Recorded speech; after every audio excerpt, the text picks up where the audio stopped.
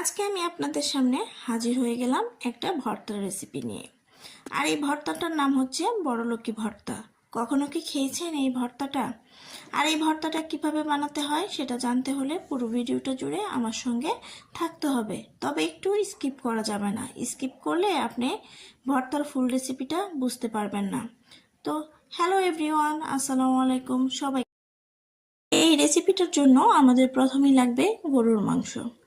তো গরুর মাংস আপনি 2 পিস দিয়েও এই রেসিপিটা করতে পারবেন, কোনো সমস্যা নাই। আমার বাসায় যেহেতু এখন ফ্যামিলি মেম্বার একটু বেশি, সেজন্য আমি 8-9 পিস গরুর মাংস নিয়ে নিয়েছি। আর এখানে আমি পরিমাণ মতো হলুদের গুঁড়া, লবণ, মরিচ, একটু জিরা গুঁড়া এবং আস্ত একটি রসুন কোয়া এখানে দিয়ে সিদ্ধ করে নিয়েছি। আর পরিমাণ মতো সিদ্ধ হওয়ার জন্য পানি দিতে হবে। তো আমি এখানে সিদ্ধ হওয়ার জন্য পরিমাণ মতো পানি দিয়ে সবগুলো পানি শুকিয়ে এভাবে গরুর মাংসগুলোকে সিদ্ধ করে নিয়েছি।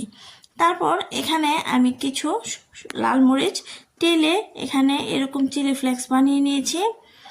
আর সেই সঙ্গে অবশ্যই ভর্তাটা আপনারা পাটায় বেটে নেবেন, কারণ পাটায় বাটলে এই ভর্তাটার টেস্ট অনেক বেড়ে যায়। তো এখানে আমি পাটার মধ্যে কিছু পরিমাণ পেঁয়াজ এবং ধনিয়া পাতা হালকা একটু চেপে চেপে নিয়েছি। এখানে বাটা যাবে না, ঠিক এরকম একটা স্ট্রাকচারে নিয়ে আসতে হবে। তারপরে এখানে আমি দিয়ে দিব পাটার মধ্যে সেই সিদ্ধ করে বা রান্না করে রাখা গরুর মাংসগুলো। তো গরুর মাংসগুলো বাটা এত সহজ হবে না, আমি এখানে যতটা দেখেছি। এটা গরুর মাংসগুলো বাটতে আমার অনেক কষ্ট হয়েছে। যাই হোক, খেতে হলে একটু কষ্ট করতে হবে।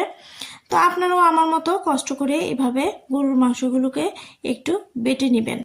আর বাটা হয়ে গেলে এখানে থেতলে রাখা পেঁয়াজ, ধনিয়া পাতার মিশ্রণ এবং চিলি ফ্লেক্সগুলো দিয়ে আমি ভালো করে মিশিয়ে নেব। সেই সঙ্গে দিয়ে দিব স্বাদ মতো লবণ।